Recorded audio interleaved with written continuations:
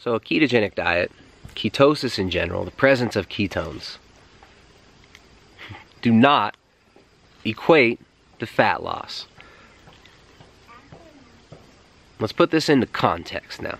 A ketogenic diet is a diet that's very low in carbohydrates.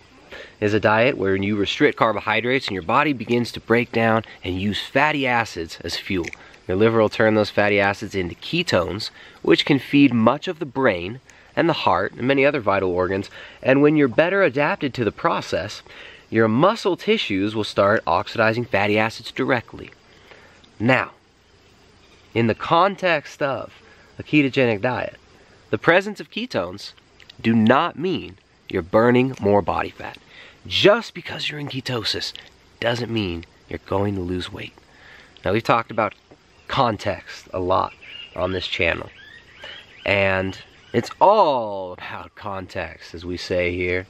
The ketogenic diet in context can be a really powerful fat loss tool, but just being in ketosis doesn't mean you're losing fat. There's a big misconception out there. There are a lot of individuals marketing a ketogenic diet, keto products. You've got a lot of money getting pumped into marketing to the keto crowd. And for good reason. It's a huge market right now. There are loads of individuals who are interested in taking control of their health, in managing their blood sugar, and keeping their inflammation low, in feeling, performing, and looking better. I guess that's kind of always the case. But right now, keto's kind of the it diet. The last few years, we've seen it skyrocket in popularity. And with popularity comes distortion, as always. Look at pop music. Look at mainstream media. And shoot, look at YouTube now. There's a lot of disinformation out there. There's a lot of people parroting what other people have been saying. And unfortunately, a lot of the ideas, a lot of the concepts that are being parroted out there are misleading, because the individuals who are parroting them have been misled as well. Now, the presence of ketones tells you one thing: that you have ketones in your blood or in your urine.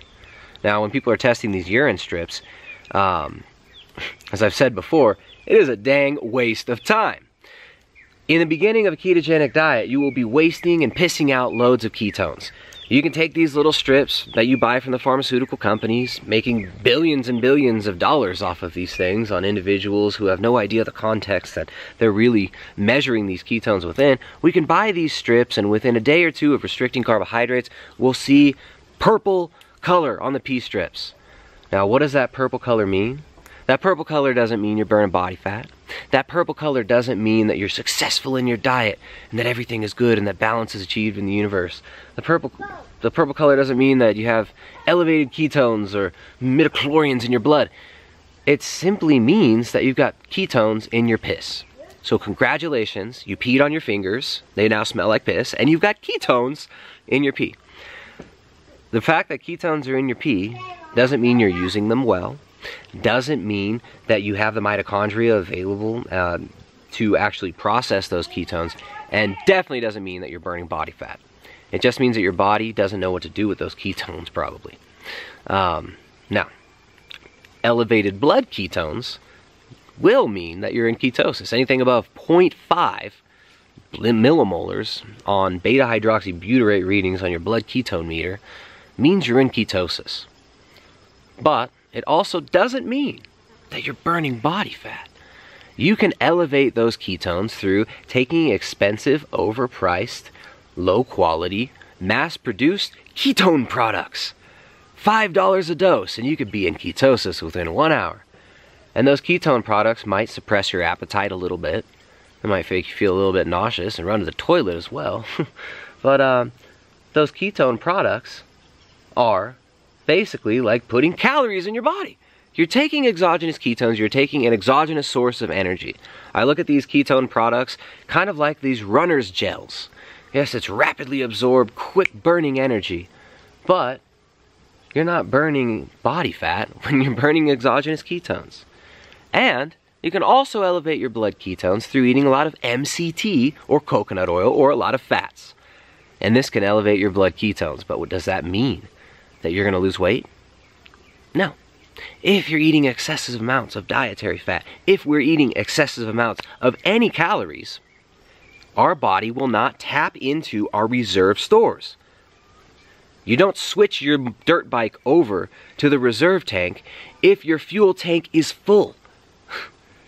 You know, if you've got a car, if you've got a modern vehicle that has a reserve tank, it doesn't switch over to the reserve tank until the tank, the main tank of gasoline, has been emptied.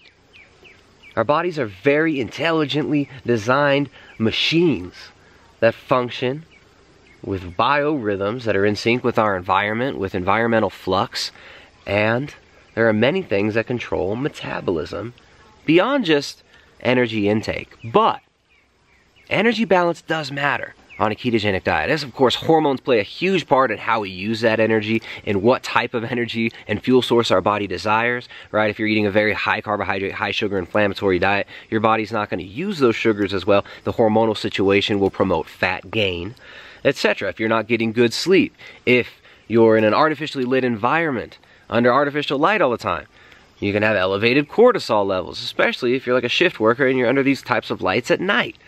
That can also lead to fat storage, to more inflammation, and to negative metabolic markers. So our bodies are in constant flux. We're looking at systems within systems operating within broader systems of the environment that we live in. And just the presence of ketones does not indicate metabolic health, does not indicate success with your diet, and does not indicate your individual worth as a human being. There's a lot of gurus out there confusing the heck out of people and have got you pissing on your fingers, sacrificing tons of your blood every year into these little ketone meters with these strips that cost like $5 a piece for your blood ketone test. Yeah, the pee strips are like 10 cents each. Still a waste of money. Still billions of dollars getting pumped through these pharmaceutical corporations. For what? Those pee strips aren't telling us if we're performing well. They're not telling us if we're feeling well. They're not telling us if we're really living life. We're really being successful at our diet. And if we're losing body fat. So if your goal is body fat loss, ketosis is going to be more of a side effect of that fat loss. It's more of a side symptom of the fat loss, and more ketones don't equal more fat loss. They've done studies that have shown that increased ketones in the blood leads to decreased lipolysis, which is the breakdown of fatty acids, of endogenous fatty acids from our body. So more ketones inhibits the breakdown of more fat. Just like, well, here's an example. If you are burning glucose as your primary source of fuel, and you measure your blood sugar, if you've got real high blood sugar, is that an indication that you're doing really, really good at burning glucose? No. If you just started out a ketogenic diet, and you're kind of feeling crappy, maybe a little bit lethargic, kind of going through that little adaptation phase where your energy production is not up, when your body's still generating the mitochondria to use those ketones, you're probably going to see highly elevated ketones in your blood. It might be at like 3.0, but you still don't feel good.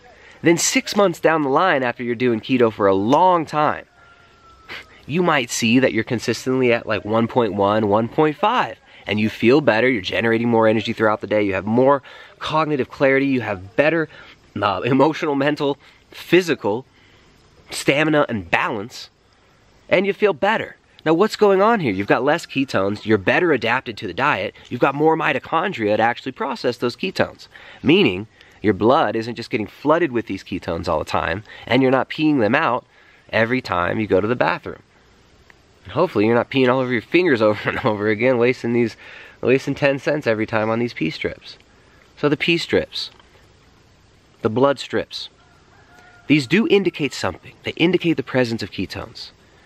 And if you know what you're measuring, and if you understand how the body functions throughout the day, your circadian rhythm, when you should have more higher elevated ketones, when you should have lower blood glucose, when you should have higher cortisol, lower cortisol, higher adrenaline, less adrenaline. If you understand what you're really measuring, some of these metrics can be interesting. But for the average person who's just looking to lose body fat, if you want to lose 50, 100 pounds of fat, save your money on those blood test strips. Save your time, your energy, and your blood Because more ketones don't mean more fat loss. And on a ketogenic diet, unfortunately, and I wish this wasn't the case, unfortunately we can't just eat as much fat as we want and still expect to lose body fat. If that's how you think it's going to work, go and try it and see how it works for you. Because I can't tell you how many clients I've had who've come to me saying, I took advice from people who kept telling me to eat more fat. I got prescribed 250, 300 grams of fat. These are like women, 5'4" women being told to eat 250 grams of fat, which is more than I even eat when I'm highly active, which I'm not always highly active. I'm not always doing high intensity training. I fluctuate. But you probably don't need 250 grams of fat. You probably don't need to be measuring your ketones every 10 minutes. And you should probably understand that there is a rhythm to every single hormone, to every single energy substrate, and every single fluid that goes through our body. And the circadian rhythm is of crucial importance to life. Different times of the day, you'll have higher or lower ketones. Your success on your diet does not depend on your level of ketones in the blood. You're looking to lose fat, you're looking to optimize mental performance, you're looking to optimize your lifestyle. You might be wasting time, money, energy, and you might be stressing out over the wrong metric for the wrong reason. So let's keep it simple. Ketogenic diet is about the restriction of carbohydrate. It's not about the elevation of dietary fat to astronomical levels. The most classic way we get into ketosis was starvation, was fasting.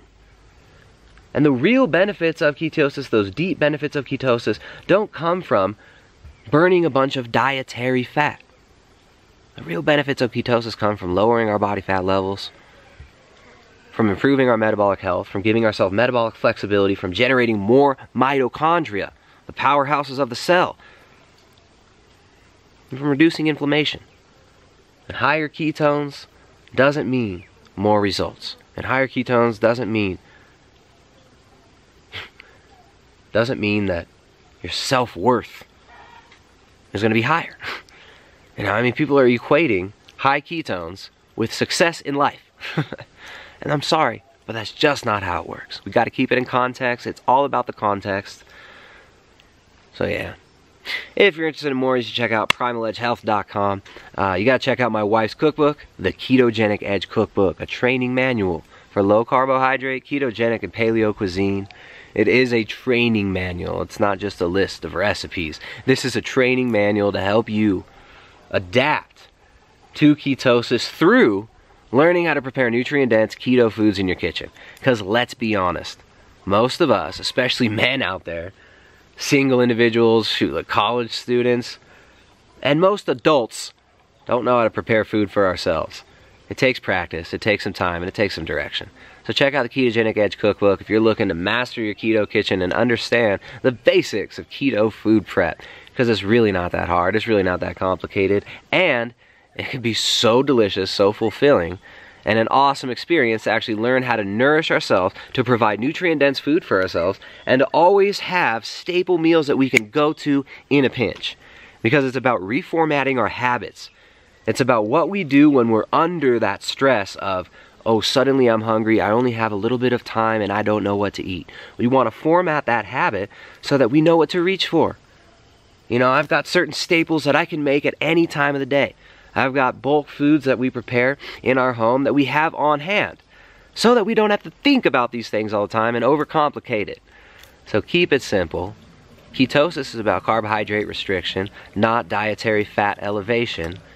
And presence of ketones are a side effect of the fat loss, not the cause of the fat loss. You can lose body fat on a high carb diet too, remember?